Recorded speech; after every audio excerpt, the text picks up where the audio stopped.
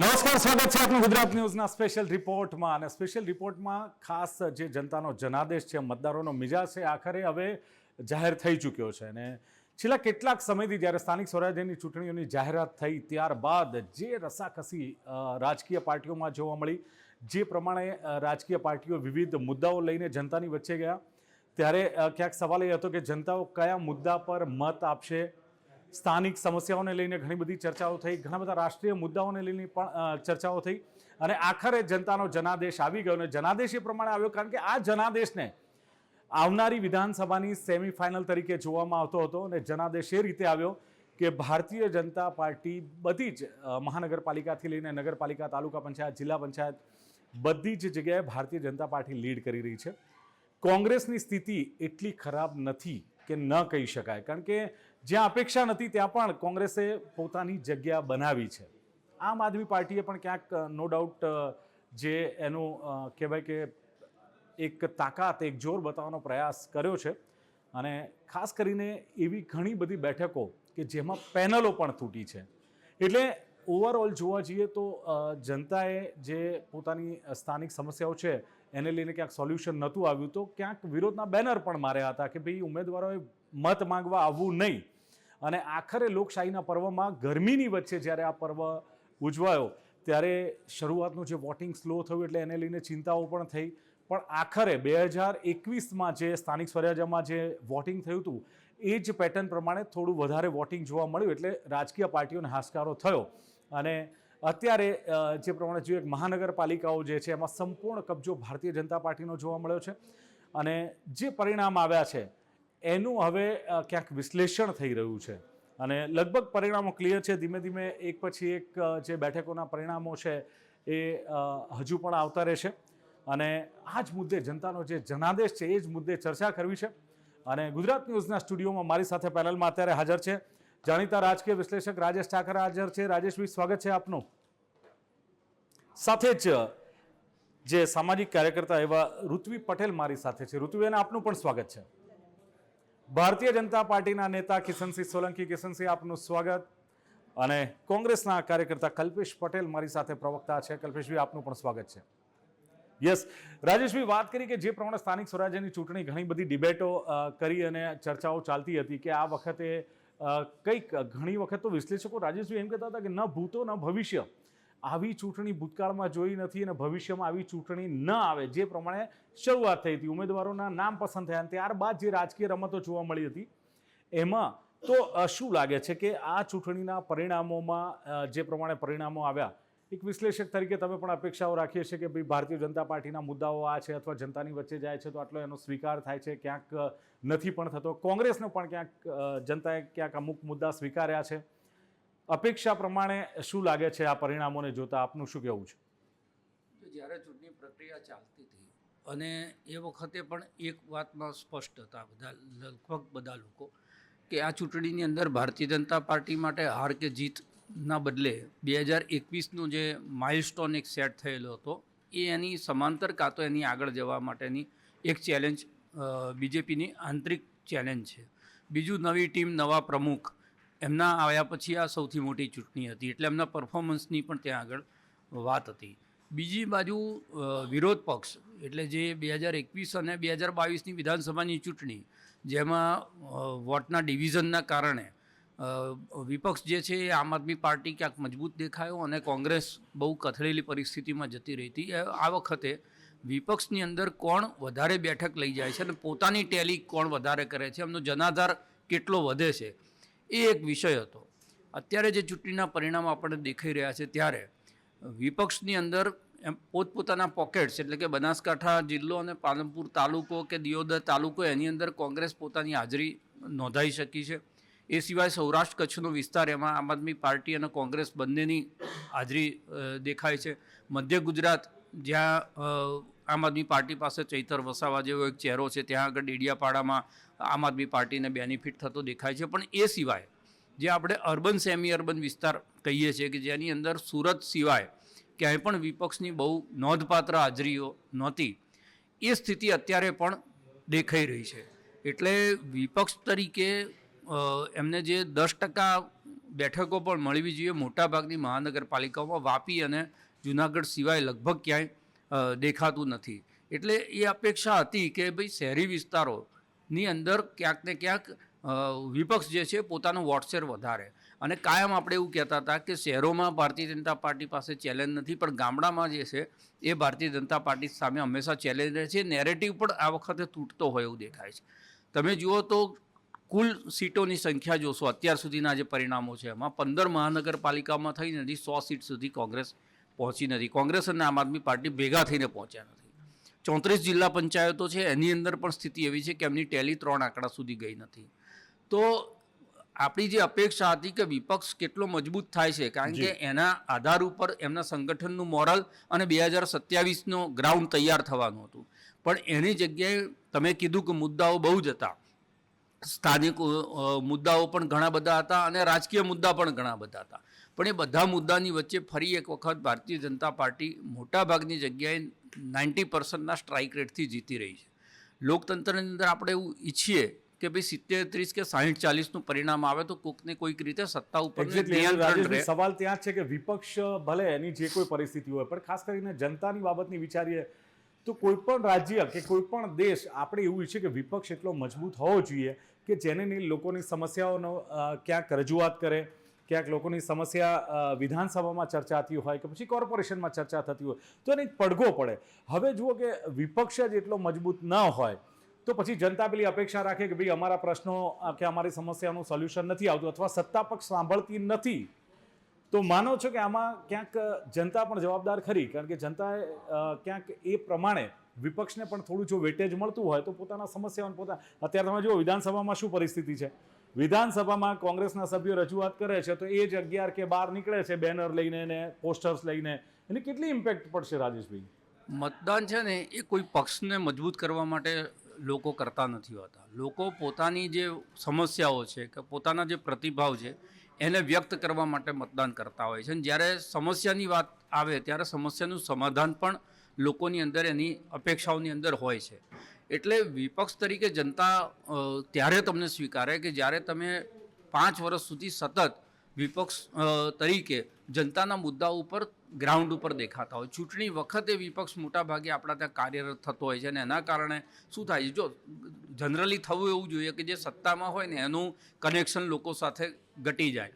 પણ અહીંયા ઊંધું કરે છે. ભારતીય જનતા પાર્ટી શું કરે છે કે એમની યોજનાઓ, એ સ્થાનિક યોજનાઓ હોય કે રાજ્યની યોજના હોય કે કેન્દ્ર સરકારની યોજના હોય, એમના સંગઠન મારફતે લોકો સુધી પહોંચાડે. એટલે કોઈકને કોઈક એવું માધ્યમ શોધી કાઢે છે કે જેના કારણે એમને વારંવાર પ્રજાની વચ્ચે જવું પડે. જે અપેક્ષા વિપક્ષ પાસેથી જનતા રાખતી હોય છે કે ભાઈ અમારા જ્યારે સમસ્યા હોય ત્યારે તમે દેખાઓ. પણ ચૂંટણી વખત એટલે વિપક્ષને મજબૂત કરવાની જે જવાબદારી છે ન તો સત્તા પક્ષની છે ન તો જનતાની છે. વિપક્ષે પોતે જનતાની અંદર ભરોસો ઊભો થાય એ પ્રકારે લડતો દેખાય તો તમે આમ આદમી પાર્ટીના આજે 2021 પહેલાં ક્યાં એનો જનાધાર હતો? ત્યાંથી તમારી કોમ્પિટિશનમાં આવી જતા હોય, તમે 80 લાખ વોટ લઈ જતા હોય ને પેલા 40 લાખ વોટ લઈ જતા હોય, એટલે 50% માર્જિન સુધી જો એ લોકો પહોંચી જતા હોય તો ક્યાંક ને ક્યાંક જે છે એ લોકો પણ શું કરી રહ્યા છે, શિફ્ટ વોટ ક્યાંથી ક્યાં થાય છે. તો કોંગ્રેસમાંથી આપમાં ગયો કે આપમાંથી કોંગ્રેસમાં. સુરતમાં કોંગ્રેસ મજબૂત થઈ તો આપ નબળી પડી ગઈ. સૌરાષ્ટ્ર કચ્છમાં આપ મજબૂત થઈ તો કોંગ્રેસ નબળી પડી. ભારતીય જનતા પાર્ટીનો જે 51-52% વોટ શેર છે એની અંદર 0.5% ફરક પડતો નથી. જે વોટ છે એ વિપક્ષના જ એકબીજાની અંદર ટ્રાન્સફર થયા કરે છે. એટલે ક્યારેક કોંગ્રેસ બેઠકો વધારે લઈ જાય, ક્યારેક જે છે આમ આદમી પાર્ટી બેઠક વધારે લઈ જાય, ભારતીય જનતા પાર્ટી છે અને વોક ઓવર મળી જાય છે. આ સ્થિતિ અને આ સમીકરણો બને છે. એટલે સૌથી પહેલાં તો તમારે સંગઠનની અંદર વિપક્ષોએ સંગઠનની અંદર ફેરફાર કરવો પડે. આખા પ્રદેશની અંદર તમે નેતા ના ઊભું કરી શકતા હોય તો જિલ્લા વાઇઝ તમારે નેતાઓ ઊભા કરવા પડે. યુવાઓને, મેક્સિમમ યુવાઓને જે છે એમને તમારા સંગઠનના માધ્યમથી બળ પૂરું પાડવું પડે અને દરેક જગ્યાએ એક એવો યુવાન ઊભો કરવો પડે કે જો ગોપાલ ઇટાલિયા ઊભો થયો તો વિસાવદર, માણાવદર, ભેસણ, અમરેલી, આખા સૌરાષ્ટ્રની અંદર એની તમને અસર દેખાય. ચૌતર વસાવા લડે છે તો એનું પરિણામ જે છે એ આમ આદમી પાર્ટીને ત્યાં મળે છે. પણ રાજેશભાઈ એક વાત એ પણ છે કે વિપક્ષ કદાચ માની લો કે મજબૂત થાય પણ વિપક્ષના જે નેતાઓ લોકપ્રિય થયા છે અથવા તો જે મેઇન આપણે નેતાઓ ગણીએ છીએ પણ ડર પછી પાછો ક્યાં રહે છે કે ભારતીય જનતા પાર્ટી એને કેસરીઓ કરાવી દે છે, ભલે પછી કોંગ્રેસ કે શામ દામ દંડ ભેદ. એટલે વિપક્ષ એ રીતે પણ ક્યાંક તૂટી છે. નો ડાઉટ જનતાનો એકલાનો કદાચ આપણે વાંક કાઢીએ, પણ આ રીતે પણ વિપક્ષ ના, પણ એ ક્યારે થાય? આ પ્રકારના મેન્ડેટ મળે ને ત્યારે થાય. દાખલા તરીકે આની જગ્યા 8-10 જિલ્લા પંચાયતો જો વિપક્ષને મળી હોત, નગરપાલિકાઓ 10-15 નગરપાલિકાઓ જીત્યા હોત, 1-2 મહાનગરપાલિકા જીત્યા હોત, તો પછી એમને આશા દેખાય કે ના ભાઈ આની અંદર 2027માં આપણે કંઈક કરી શકું. દરેક માણસ જે છે પોતાનું રાજકીય ભવિષ્ય પોતાની પાર્ટીની અંદર જોતો હોય છે, અને જ્યારે એને દેખાય કે હતાશાનો ભાવ દેખાય કે ભાઈ અહીંયા આટલી બધી મહેનત કર્યા પછી પણ કશું મળવાનું નથી, ત્યારે એ બીજો રસ્તો પસંદ કરતી હોય છે. અને એ રસ્તાની અંદર જે છે એ પક્ષ પલટો. પણ તમે જો ભૂપત ભાયાણી એનું એક ઉદાહરણ છે કે એમણે આમ આદમી પાર્ટીના ધારાસભ્ય તરીકે લોકોએ ચૂંટ્યા હતા, એમણે ત્યાંથી રાજીનામું આપ્યું, આજે જિલ્લા પંચાયતની સીટ લડ્યા તો પણ એ ચૂંટણી હારી ગયા. એટલે ક્યાંક ને ક્યાંક છે તે જનતા તમને મેસેજ આપતી હોય. માયાભાઈ આહિર એમની દીકરી હારી ગઈ, એટલે તમે સેલિબ્રિટી છો, તમારા ડાયરામાં 50,000 લોકો આવે છે, એટલે લોકો વોટ આપી દે છે, એવું થતું નથી. એટલે પ્રજા જે છે ને એ બહુ બધું જોતી હોય છે, કે એના પ્રતિનિધિને જોતી હોય છે, પક્ષને જોતી હોય છે. પ્રજાને એવું પણ હોય છે કે અમે અમારા વોર્ડની અંદર દાખલા તરીકે વિપક્ષને વોટ આપી દઈશું, પણ ઓલ ઓવર જે છે અમદાવાદની અંદર કોનું શાસન આવવાનું છે, તો પછી ક્યાંક ને ક્યાંક અમારા કામ થયા કે ના થયા, લોકો કરાવી શક્યા કે ના. આ જે કોન્ફિડન્સનો અભાવ છે પ્રજામાં, એ કોન્ફિડન્સ કોણ પેદા કરી શકે? તો પક્ષ. અને પક્ષ કયા માધ્યમથી કરી શકે? તો એ સંગઠનના માધ્યમથી કરી શકે, જ્યાં ખાલી નેતાઓ. એક ટ્રેન્ડ એ પણ ચાલ્યો છે કે હવે જો અમારા વિસ્તારમાં સત્તા પક્ષવાળી પાર્ટી નહીં આવે તો અમારા વિસ્તારના કામ પણ નહીં થાય, આવું જાહેરમાં નેતાઓ પણ બોલ્યા છે. એટલે ઋતુબેન, ઘણી બધી સમસ્યાઓ અને ઘણી બધી ચર્ચાઓ જ્યારે સ્થાનિક સ્વરાજ્યની ચૂંટણી આવે ને એટલે આપણે કહેતા હોઈએ છીએ કે બોસ સમસ્યાઓ ઘણી છે, ક્યાંક રોડ રસ્તા નથી, ક્યાંક ટ્રાફિકની સમસ્યા છે, ક્યાંક કરપ્શનની વાત કરતા હોઈએ છીએ. આ બધી જ વાતો આવે ને એટલે આપણને એમ લાગે કે ચોક્કસ વિપક્ષ ક્યાંક ફાઇટ આપશે, ચોક્કસ જનતા ક્યાંક વિપક્ષને સપોર્ટ કરશે. પણ જેવી ચૂંટણી આવે, જેવા લોકો મત આપે છે, તો લોકો ક્યાંક ભારતીય જનતા પાર્ટીને પસંદ કરતા હોય છે, જે પ્રમાણેના પરિણામો અત્યારે મળી રહ્યા છે. શું પહેલાં આપને લાગતું હતું કે 2021 કરતાં કદાચ આ ચૂંટણીના પરિણામો કંઈક અલગ આવશે, અથવા કંઈક એ પ્રકારનું જોવા મળશે જે શોકિંગ હશે? જી ભાઈ, એટલે જ્યારથી ચૂંટણીની જાહેરાત થઈ અને જે ઉમેદવારો પસંદગી કરવામાં આવી, એના પછી જે પણ પ્રચારના વિવિધ કિસ્સાઓ થયા, એ સમગ્ર પ્રક્રિયા દરમિયાન સતત લાગતું તો હતું કે કંઈક આ વખતે પરિવર્તન કે કંઈક નવું આપણને જોવા મળશે. પણ હવે જે આંકડા જોઈ રહ્યા છે એમાં બહુ સ્પષ્ટપણે દેખાઈ રહ્યું છે કે ફરીથી જનતાએ ભારતીય જનતા પાર્ટી ઉપર પસંદગીની પહેલી મહોર લગાવી છે.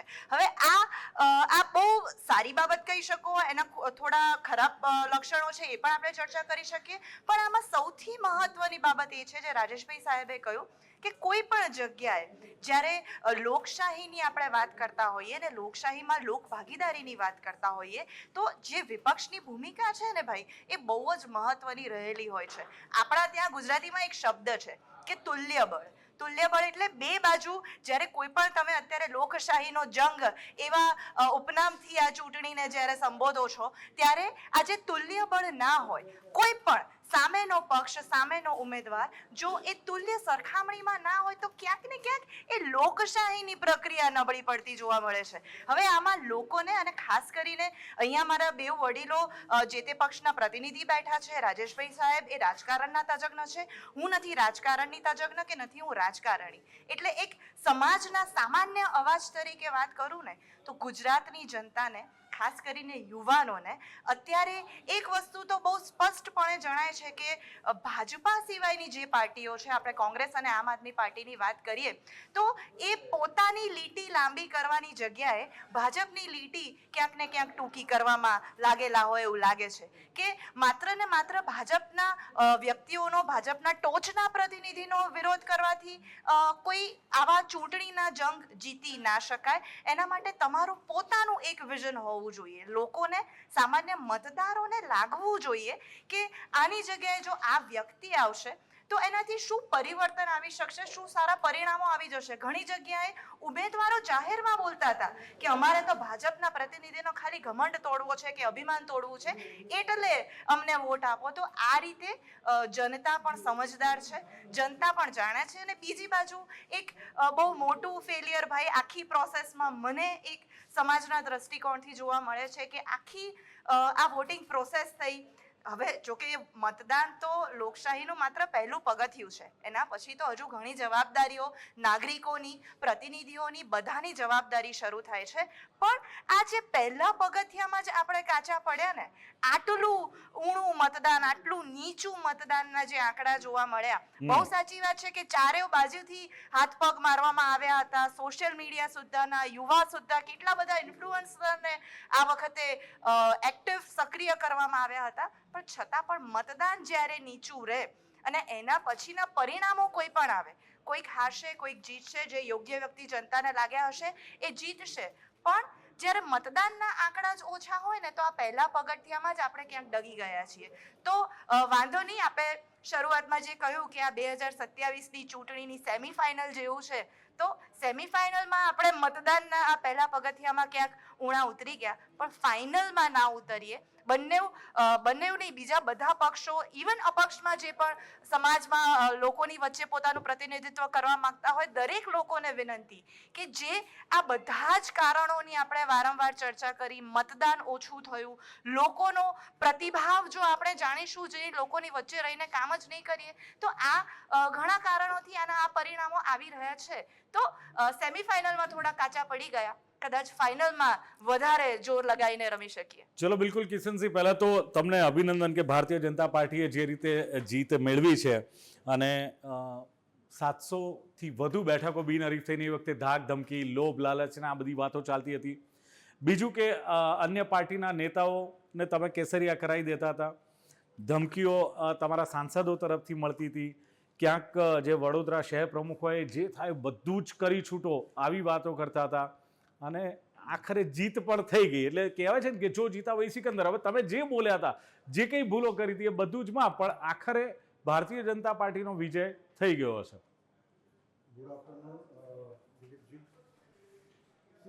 હું તમે દેવાંગભાઈ બેઠા હતા અને આપણે નાનું એક વિશ્લેષણ કર્યું હતું. તો તમે દેવાંગભાઈ, રાજેશભાઈ પણ એમાં હતા ઘણી બધી ડિબેટોમાં. તો વિશ્લેષણ પ્રમાણે આ પરિણામો અમારા માટે અપેક્ષિત જ હતા. અમે વારે ઘડી કહેતા આવતા હતા. પણ વિષય વસ્તુ એ છે કે બડે બેઆબરૂ હોકે તેરે કૂચે સે હમ નિકલે. કોંગ્રેસ પાર્ટી અને બાકીના વિપક્ષોની આ હાલત થઈ છે.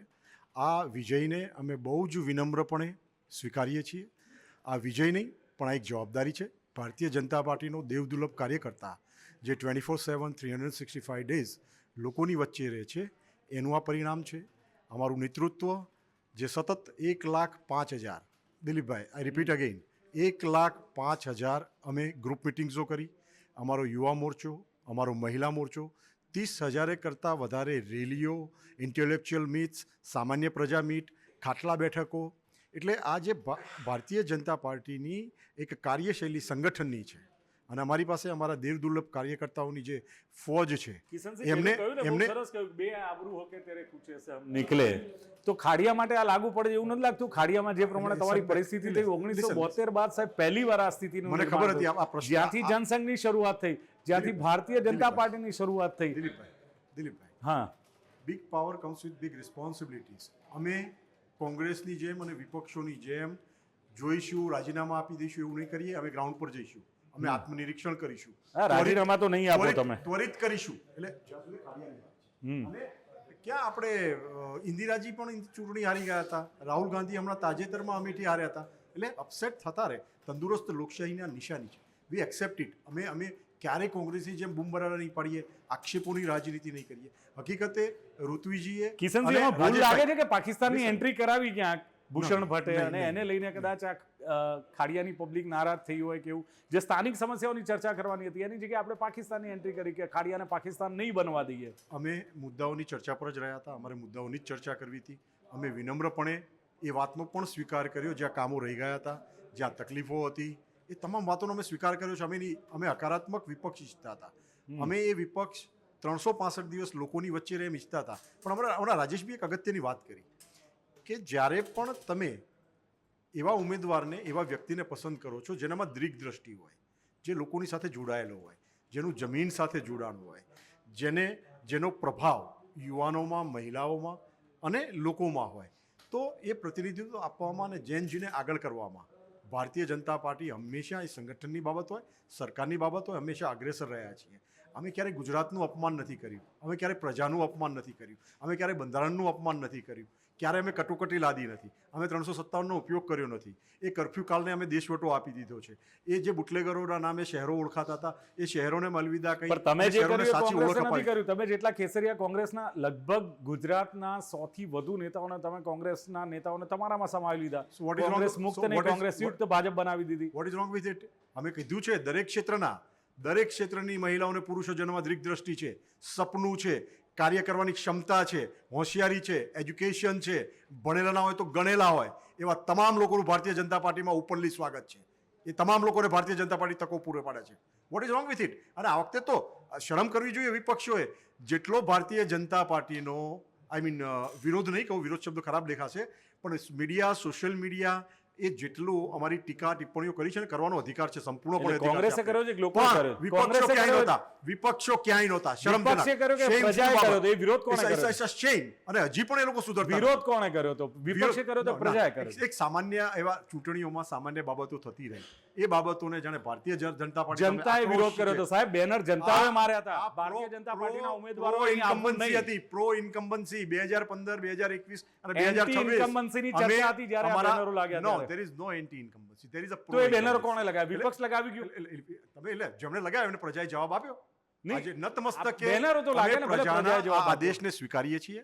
પ્રજાને નતમસ્તક જે સેવાનો અમને મોકો આપ્યો છે અને અમે ભારતીય જનતા સાહેબ, પાર્ટીમાં 10,000 કરોડ, ભારતીય- 10,000 કરોડની ગ્રાન્ટ હોય, એમાંથી 60 થી 70% વપરાય. હું તો 60-70% વધારે કહું છું. બાકીની લેપ્સ થાય તો એ જનતાના વિકાસના પૈસા છે, જનતાના પરસેવાના પૈસા છે. પૃથ્વીજી અને રાજેશભાઈ બંને બોલ્યા. શાસક પક્ષના એક જવાબદાર કાર્યકર્તા તરીકે મારાથી આ ના બોલાઈ શકાય, પણ છતાંય બંને બોલ્યા એટલે હું રિપીટ કરું છું કે લોકશાહીમાં જવાબદારી સૌ કોઈની છે. આપ મીડિયા તરીકે અમને પ્રશ્ન સત્તા પૂછી શકો પક્ષની છો, સંપૂર્ણ જવાબદારી સાહેબ. અમને વધારે જવાબદારી સત્તા પક્ષની. નુક્તેચીની કરી શકો છો, પણ રાજેશભાઈ ઋત્વિજે બંને કીધું બધાની જવાબદારી બને છે. આપ કહો છો કે બજેટ નથી વપરાયું, યસ ક્યાંક બન્યું છે. એટલે એમાં ક્યાંક- જનતાનો નહીં, જવાબદારી જનતાનો બને છે, બિલકુલ વાંક નહીં, વિપક્ષની પણ- જવાબદારી બને પણ છે. મારા ઘર સામે બનતા રોડમાં જો હું ચેક ના કરું કે અહીંયા કેટલો તમે ડામર વાપર્યો છે, કપચી વાપરી છે, અરે રેતી સાહેબ, એ વાપરી છે. જનતા ચેક કરે કે નહીં, તમારા check નહીં. સત્તાધીશો, તમારા સજાગ. અધિકારીઓ હું check કરે? કરવાનું કોણ બોલતો check નથી. કરે? I didn't use word check. હું એમ કહું છું સજાગતા. તમારું પાણી ભરાય છે, તમે કોર્પોરેટરને ફરિયાદ કરી, કોર્પોરેશને ફરિયાદ કરી, બ્યુરોક્રેટ્સને ફરિયાદ કરી. આ જોવાની નાગરિક તરીકેની મારી પણ ફરજ એટલે ડામર ચેક એટલે જનતા don't- કરશે? કિશનસિંહ, ડામર કોણ? ચેક જનતા કરશે? નહીં, કોણ કરશે? એ check- એ તમારા check અધિકારીઓ તમે કરવું બોલો જોઈએ, છો. તમારા હું નેતાઓએ સજાગતાની કરવું વાત જોઈએ. કરું છું. હું સજાગતા બોલું છું. આપ check સજાગ કરવાનું બોલો છો. હું check સજાગતા કરવાનું જનતા બોલતો. કે છે, કોઈ સાંભળતું જ નથી. તમે હમણાં કોર્પોરેશનમાં અત્યારે ફોન એક- કરો, લાઈવ એક- તમારા પ્રશ્ન ઉઠાવે છે, જ્યાં- તમે હમણાં જ ફોન કરો. જ્યાં પ્રજા સજાગ હતી ને, એક સંતરામપુરનો આપણે દાખલો આપું. રાજેશભાઈ મારી પાછળ બેઠા છે, આ વાતને સ્વીકારશે. લોકશાહીમાં ક્યાંય પણ કોઈને લાગે કે આ ખોટું થયું છે તો આ દેશમાં બંધારણીય સંસ્થાઓ છે, કોર્ટો છે, અને જે લોકો કોર્ટમાં ગયા છે ત્યાં નિર્ણયો પ્રજા તરફી અથવા સત્ય તરફી આવ્યા જ છે, અને એમાં સરકારોનું કશું ચલો, ચાલ્યું ઓકે, નથી. કલ્પેશભાઈ આનો જવાબ આ આપો. વિષયની કિશનસિંહ, હવે બંધારણીય સંસ્થાઓનો દુરુપયોગ એ તો કોંગ્રેસ પહેલેથી આક્ષેપ કરતી હોય છે, એટલે કલ્પેશભાઈ તમારું શું કહેવું છે આ બાબતમાં?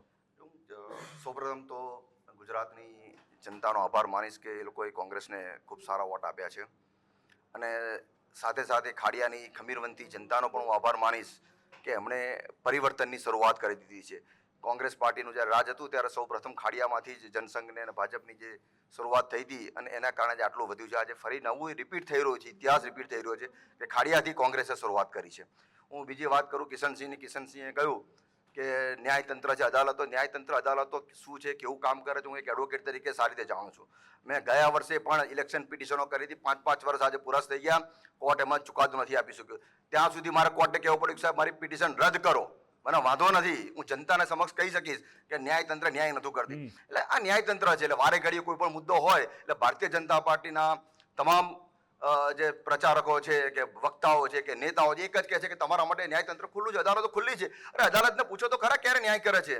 ભૂપેન્દ્રસિંહ ચુડાસમાનો કિસ્સો આપ જાણો છો કે અહીંયા આગળ જજમેન્ટ આવ્યો રાત્રે 11 વાગે, Sorry, સુપ્રીમ કોર્ટ ખોલીને 11 વાગે આ તમારી સ્ટે આપી દીધો. હવે પ્લીઝ કિશનસિંહ વચ્ચે ના બોલતા, હું તમારામાં નથી બોલ્યો. એટલા માટે કે તમે ન્યાયતંત્ર પર એટેક કર્યો, તમે બંધારણ પર એટેક કરો છો, ન્યાયતંત્ર પર એટેક કરો છો, ગુજરાતનું અપમાન કરો છો વારે ઘડીએ. આ ગુજરાતના પનવતા પુત્રનું અપમાન કરો છો તમે.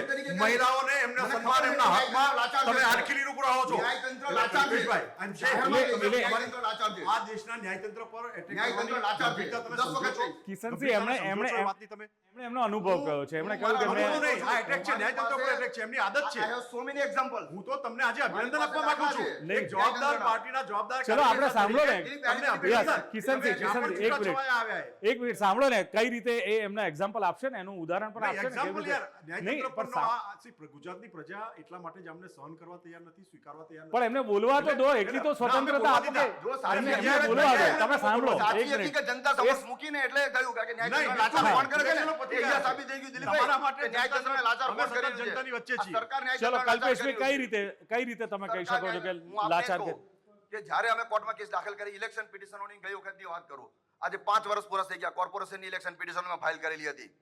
એક પણ પિટિશનોમાં કોર્ટે ચુકાદો નથી આપ્યો. તારીખો પર તારીખ નાખવામાં આવે છે. છેલ્લે એમ કહ્યું કે ભાઈ હવે તો નોટિફિકેશન બહાર પડી ગયું છે ને, હવે શું છે ઇલેક્શન પિટિશનોની અંદર.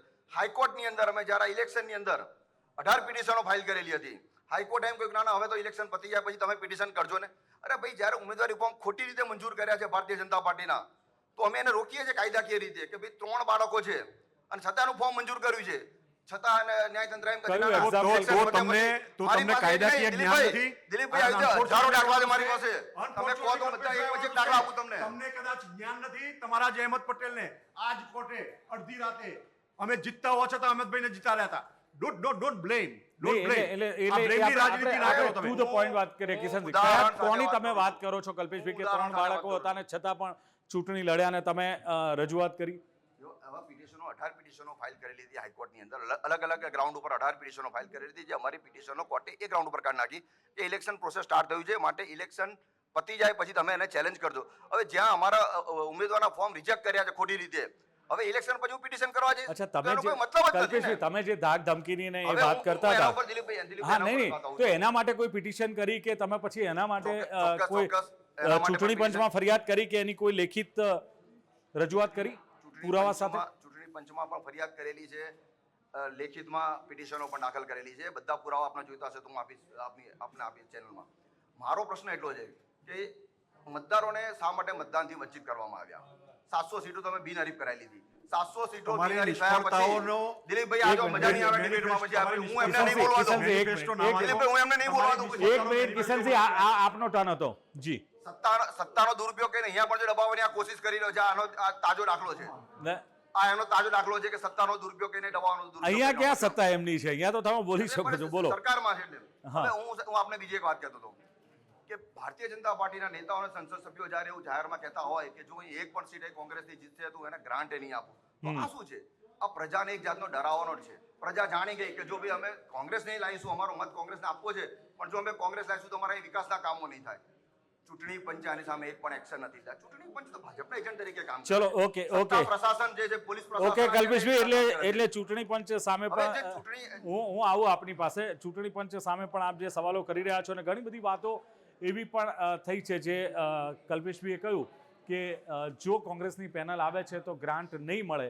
એ સિવાય પણ હું આપનો જવાબ લઈશ. એટલા મારે માટે, બ્રેક લેવો ના, ના. બ્રેક લેવો છે. બ્રેક પછી હું GTPL ના આપનો એક જ સેકન્ડ, 10 સેકન્ડ પૂરું કરું. હા, આ ગ્રાહકો પાસે સોરી આપણા દર્શકો પાસે આ માહિતી જવી જોઈએ કે એરિયા ડેવલપમેન્ટ ફંડ નામની વસ્તુ હોય છે. આ લોકશાહી છે, સંસદીય લોકશાહી છે. આમાં કોઈ નેતા તથાસ્તુ કહી દે કે નેતા નહીં, પણ પૈસા છતાંય નથી. કહે છે, અફસોસ, ખાલી અફસોસ. MP MLA ગ્રાન્ટ્સ નહીં, એની નહીં. તમે વાત કરો. બાકી એરિયા ડેવલપમેન્ટ તમે- ફંડમાં કોઈ તમે- ચૂંટાયું હોય કે એક ના મિનિટ. ચૂંટાયું હોય ઓટોમેટિક ફંડ પહોંચી જ જાય છે. નહીં, તમે કિશનસિંહ, તમે મિતેશ પટેલની વાત સાથે સહમત છો કે એ વાત સાથે અસહમત છો કે ખોટું બોલ્યા છે? કહી દો એની સાથે. મિતેશભાઈ એની સ્પષ્ટતા કરી ચૂક્યા છે કે તમે અમારા કરો ને, ચૂંટાયેલા સભ્યો મિતેશભાઈ સાથે, કરી ચૂક્યા. તમે અમારા કહી દો કે આ વાત ચૂંટાયેલા સભ્યો સાચી છે. સાથે ભારતીય જનતા પાર્ટીના તમારું ચૂંટાયેલા સભ્યો સમર્થન છે? સાથે જે ભેદભાવભર્યું વર્તન, એ આકલાવની કોંગ્રેસ સમર્થિત અથવા કોંગ્રેસ શાસિત નહીં, એ- મિતેશભાઈ એ પટેલ જે પંચાયતે બોલ્યા- જે અમને તમે જે deny અન્યાય કરો થયો, છો કે એને અમારા સ્વીકારો સભ્યોને છો? અન્યાય થયો એની ચર્ચા નહીં કરવાની.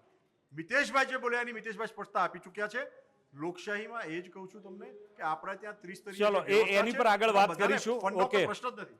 ઓકે, એટલે જે વાત ચાલી રહી છે, ક્યાંક મિતેશભાઈએ પણ એમ કહ્યું કે ભાઈ જે પેનલ તૂટશે તો કદાચ ગ્રાન્ટ નહીં મળે. એની સ્પષ્ટતા કિશનસિંહ પાસે પણ લઈશું અને સાથે જ 2027ની સેમિફાઇનલ તરીકે આને જોવામાં આવે છે તો એ પણ જાણવાનો આપણે પ્રયાસ કરીશું કે હવે સત્તાનો માર્ગ કોંગ્રેસ અને ભાજપ માટે કઈ રીતનો આવનારા દિવસોમાં સરળ બનશે. લઈશું એક બ્રેક બાદ ચર્ચાને આગળ વધારીએ.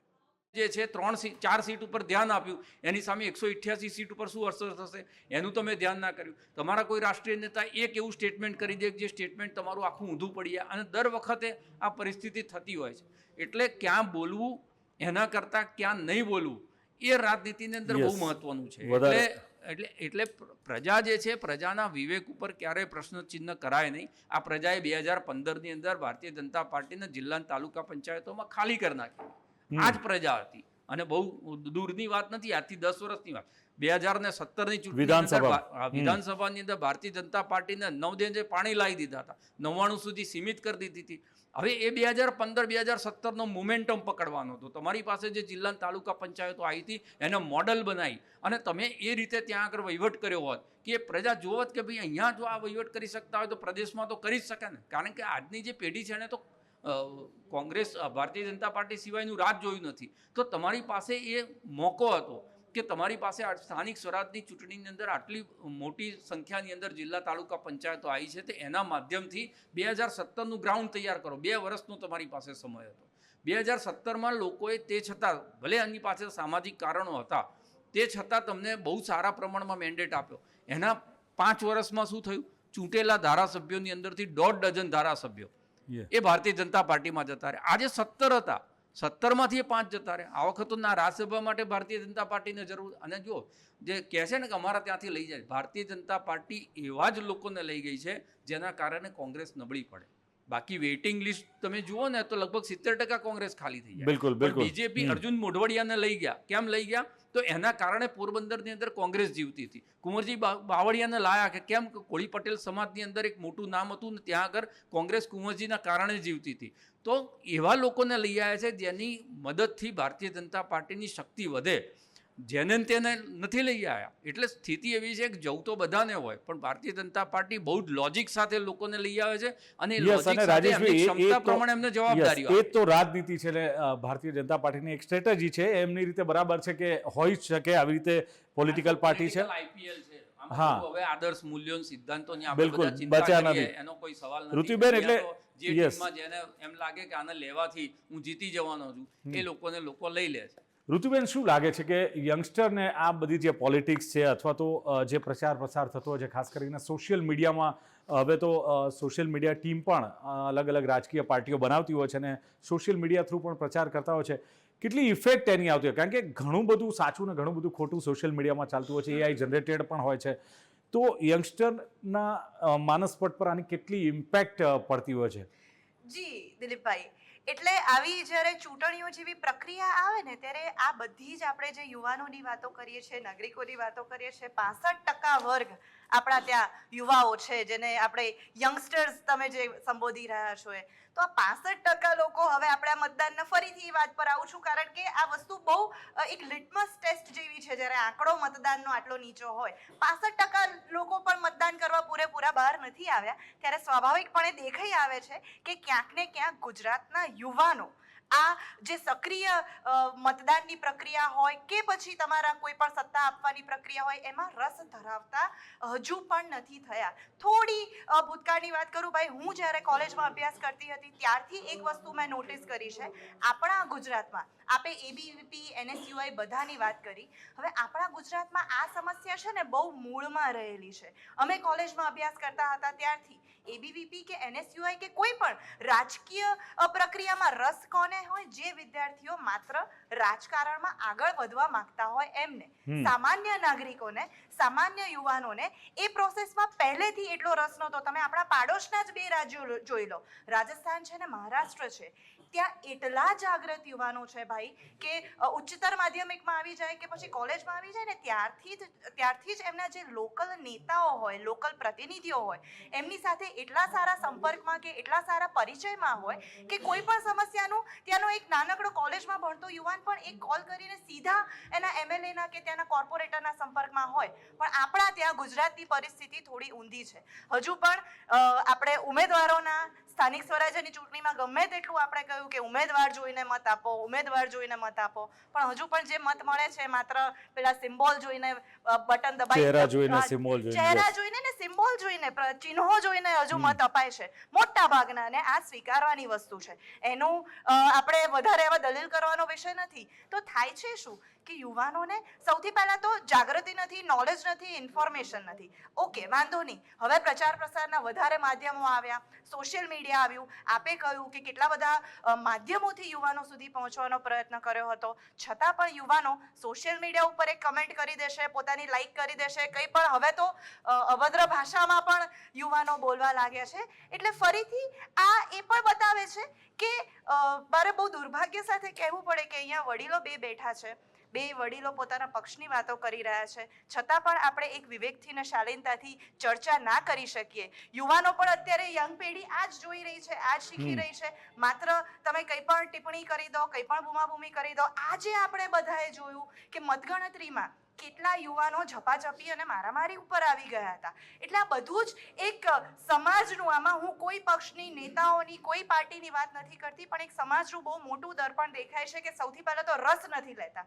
રસ લે છે એ લોકોને આમાં સાચી કહેવાય ને કે વિવેક, એક જે આ પ્રોસિજરમાં આગળ હોવો જોઈએ એ નથી રહ્યો. અને એનાથી પણ આગળ ક્યાંક ને ક્યાંક યુવાનોમાં, અને ખાસ કરીને શહેરી વિસ્તારના યુવાનોમાં એ નિરાશા વધારે જોવા મળે છે. સૌથી પહેલા તો જે સત્તા પક્ષ છે એમના માટે એક યુવાનોની એવી માનસિકતા હોય છે કે અમે મત આપીશું કે નહીં આપીશું, શું ફરક પડશે. ને જે ઘણી જગ્યાએ સાચી વાત છે કે એક પક્ષ સતત ત્યાં ચૂંટાતો આવ્યા હોય, એ વ્યક્તિઓ સતત ત્યાં ચૂંટાતા આવ્યા હોય, એટલે એમને ખાતરી હોય. બિલકુલ ઋતુબેન, આપે કહ્યું તે પ્રમાણે કે ઘણાને એવું હોય છે કે ભાઈ મારા એક વોટથી શું ફરક પડશે, ભારતીય જનતા પાર્ટી આવે છે ગુજરાતમાં ને ચૂંટાય છે. કિશનસિંહ સોલંકી, હવે ઓલરેડી જનતાએ તમને જનાદેશ આપ્યો છે, એટલે હવે એક આટલા વર્ષોનું શાસન છે સાહેબ, 33 દાયકાથી તો ગુજરાતમાં છો, 25 વર્ષથી કોર્પોરેશનમાં છો, મહાનગરપાલિકામાં પણ અને નગરપાલિકાઓમાં પણ ઘણા બધા વર્ષો શાસન કર્યું. તો હવે એક વિશ્વાસ હોવો જોઈએ. જે ફરિયાદો આવે છે ને કે ભાઈ ઝોલામાં લઈને જવું પડે છે અમુક એરિયામાં, કે જે સગર્ભા સ્ત્રીઓ 2-3 કિલોમીટર સુધી, એ હવે નહીં થાય. જર્જરિત શાળાઓ નહીં હોય, બાળકોને ઝાડ નીચે ભણાવવામાં નહીં આવે, વિદ્યાર્થીઓ જે કમર સુધી પાણીમાં ચાલતા હોય, માથે દફતર મૂકીને સ્કૂલે જતા હોય, આવા દ્રશ્યો આપણે વિકસિત ગુજરાતને, જે ગુજરાત મોડેલની વાત કરતા હોય, એ દ્રશ્યો હવે જોવા નહીં મળે. એટલો વિશ્વાસ આ જનતાને અપાવવો જોઈએ. હવે there is will, there is way. દિલીપભાઈ, આપે કીધેલા વાતો, ઋતુજીએ કીધેલી વાતો, રાજેશભાઈ, ત્રણેયની મેં સાંભળી અને કલ્પેશભાઈની પણ સાંભળી. C, problem is there, problem છે, કોઈ ના નથી પાડતું, પણ વિકાસની આ તીવ્ર ગતિમાં અમે 18,000 કરતાં વધારે ગામડાઓ જે ભારતીય જનતા પાર્ટીના ભાગે આવ્યા હતા ઇલેક્ટ્રિસિટી પહોંચાડવામાં, એ કર્યા. લાખો કરોડો કિલોમીટરના હાઈવેઝ બન્યા, જળ સંચયના કામો થયા, ઘરે ઘરે નળો પહોંચ્યા, ઘરે ઘરે પાણી પહોંચ્યું, શૌચાલયો પહોંચ્યા, ઘરનું ઘર મળતા થઈ ગયા, ગરીબોના ઘરે 5 કિલો અનાજ, 10 લાખ રૂપિયા સુધીનો વીમો, કૌભાંડો પણ ઘણા થયા, એ પણ ઉમેરો જરા. રાજીવ ગાંધીએ ખુદ કીધું હતું, હું 1 રૂપિયો મોકલું છું, 15 પૈસા પહોંચે છે. હવે સાહેબ તમને કઈ પૂછે ને, રાજીવ ગાંધી સીધા મોકલ્યા, અને નહેરુજી સીધા ના. હવે એટલા માટે યાદ કરાવવા પડે કે અમે સીધા આ ટ્રાન્સફોર્મેશનમાંથી જ્યારે દેશ પસાર થઈ રહ્યો છે તો તમારા વાતોને પણ સાંભળવી પડે. અમે સીધા ખેડૂતોના ખાતામાં, લાભાર્થીઓના ખાતામાં પૈસા જમા કરાવ્યા. પણ એક વાત સાથે હું આજે આંશિકપણે સહમત છું રાજેશભાઈની અને ઋત્વીજીની કે યસ, જેનઝીને આકર્ષવામાં અમે લોકોએ તો મહત્તમ ઉપયોગ કર્યો છે. મહિલાઓને સરપંચથી લઈ અને સંસદ સુધી અને રાષ્ટ્રપતિ સુધી પહોંચાડી છે. મેક્સિમમ મહિલાઓને અમે પ્રાધાન્ય અને એમને જે પુરુષ સમવડી અને એમના હકની વાત છે અમે કરી છે અને હજી પણ કરવાના છીએ. પરંતુ જેનઝીને આકર્ષવામાં, લોકશાહીમાં, લોકશાહી પ્રક્રિયામાં, નેતૃત્વમાં, એ બંને પાર્ટીઓએ અને તમામ પાર્ટીઓએ, આ સંસદીય લોકશાહી છે, સંસદીય લોકશાહીમાં ઋત્વીજી ચિહ્નનું મહત્વ છે. આપણે ત્યાં વ્યક્તિનું મહત્વ નથી.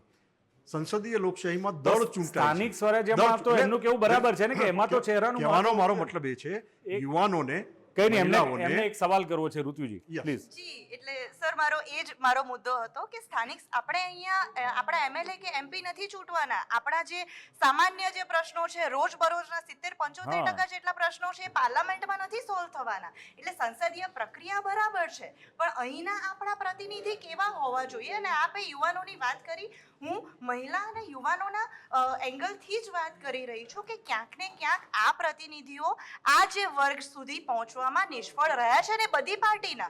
આમાં કોઈ હું એક કાર્યકર્તાઓની બહુ સરસ આપણું એક માળખું હોય, આપણા બોટમથી લઈને ટોપ સુધીનું સરસ પિરામિડ રચેલું હોય, પણ એ કાર્યકર્તાઓનો સમૂહ છે. આપણે સામાન્ય જનતાની વાત ઇન કરીએ, શોર્ટ સામાન્ય યુવાનોની વાત કિશનસિંહ, હું કરીએ. એમની વાતની ક્લેરિટી કરું કે તમારે ભલે વાતો વિકાસની કરો છો, પણ સ્થાનિક સ્વરાજ્યની ચૂંટણીમાં આખરે મોદી ચહેરો હોય, આખરે તમારે મંદિર મસ્જિદ હોય, આખરે હિન્દુ મુસ્લિમ હોય, પાકિસ્તાન હોય. એમનું કેવું એ છે કે ચહેરો જોઈને યુવાનોએ કે આજની જનતાએ મત આપવો જોઈએ, નહીં કે ચિહ્ન જોઈને કે પછી આ બધી વાતો સાંભળીને. ઇન શોર્ટ આ કહેવાનું છે.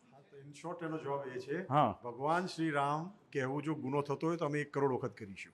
વંદે માતરમ કહેવું જો ગુનો થતો હોય 1 અબજ ટાઈમ અમે કરીશું. ના, ગુનો તો ભારત માતા કી જય કહેવાથી વોટ કોઈની લાગણી મળતા હોય દુભા- તમને તો કોઈની તમે તો લાગણી ગુનો દુભાતી કહેવાના હોય તો એમને દેશ છોડી જવાની અમે મંજૂરી આપીએ છીએ. એટલે સી પ્રોબ્લેમ ઇઝ ધીસ, સત્ય કોઈનાથી સહન થતું નથી. ચલો, ઓકે એટલે ઋત્વિજી, આ બધા પ્રશ્નો ઓકે. ઉદ્ભવે છે. કિશનસિંહજી, હું ખાલી એક ચોખવટ કરી દઉં કે ગુજરાતમાં જ્યારે ભારતીય જનતા પાર્ટીના કોઈ પણ વ્યક્તિએ વંદે માતરમની 150મી શતાબ્દીની વાત પણ નહોતી સાંભળી ને, નહીં, ત્યારે ઉજવણીની શરૂઆત મેં કરી નહીં, હતી. એટલે મને આ વિષય માટે બહુ માન છે. તમે બહુ એ વસ્તુને હું ખરાબ નથી કહેતી, હું ખાલી એટલું કહું હા, છું, એટલે- અને એ પક્ષની વાત નથી. હું એટલે ભારતીય જનતા પાર્ટી ભારતીય જનતા પાર્ટી દરેક યુવાને સ્પર્શવામાં આપણે બધા જ કાચા પડ્યા છીએ. ઋતુજી, કેન યુ લિસન? હું ચલો. એકચ્યુઅલી પોઝિટિવ વાત કરતો હતો. યુવાનો, મહિલાઓને રાજેશ ચલો, ઓકે. હવે સમયની મર્યાદા છે. એક જ મિનિટ દિલીપભાઈ, કે યુવાનો અને મહિલાઓને આ વખતે આપણે જે પણ દ્રશ્યો જોયા ટીવી પર મતદાન વખતે, તો યુવાનો અને મહિલાઓ આમ સંખ્યા જે આમ જોવા જોઈતી, ધડાકેભેર જોવા જોઈતી હતી ને, એ જોવા નથી મળી. એટલે બધી જ પાર્ટીઓએ હવે યુવાનો માટે, જેન્ઝી માટે સાહેબ, પહેલા આકર્ષવાના કોલેજોમાં ચૂંટણી ચાલતી હતી, હા, એ બધું જ 95 બંધ કર્યું, બધું જ 95 બંધ થયું, 95 અને એને લઈને પણ હવે આ યુવા પણ એ નેતૃત્વમાં બીજી રીતે ક્યાંક સમજવું લોકશાહીના છે. મૂલ્યો આવતા હતા, એ બંધ થયું છે. એનીવે, હવે કલ્પેશભાઈ, આખરે શોર્ટમાં શું કહેશો કે હવે 2000 જે કહ્યું ને કે આવનારી ચૂંટણી 27ની સેમીફાઇનલ તરીકે જોવામાં આવે, કોંગ્રેસે કયા પ્રકારનું પરફોર્મન્સ સુધારવું જોઈએ, શું શીખશે કોંગ્રેસ આમાંથી? બોલે કલ્પેશભાઈ, પહેલા એક જ મિનિટ. કલ્પેશભાઈને અને એમની પાર્ટીને જે પણ સીટો જીતી છે, ગુજરાત, આપણે ગુજરાતની અસ્મિતાને જાળવતા હા. એક સકારાત્મક રાજનીતિમાં એ સૌને અભિનંદન. જી, હું આટલી જ અપેક્ષા છે ને કિશનસિંહ પાસે પણ રાખીશ કે સકારાત્મક વર્તન કરે. જ્યારે વિપક્ષ કોઈ પણ મુદ્દા ઉઠાવે તો એને ચોક્કસ એને પ્રાધાન્ય આપે અને મુદ્દા એને ઉઠાવવા દે. આટલી જ અપેક્ષા હું કિશનસિંહ પાસે પણ રાખીશ.